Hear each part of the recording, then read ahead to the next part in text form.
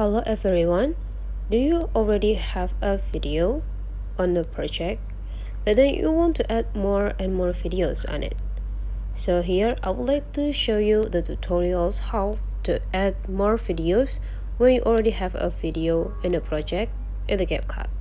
So the first thing that you need to do is just click the video and make sure that it's already in an active button.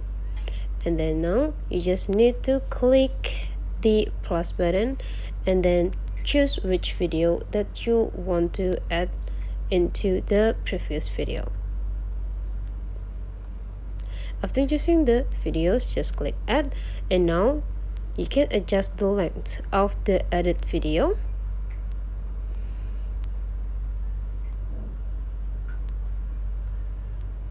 And now all of the videos that you want to edit is already on the project. Let's have a look.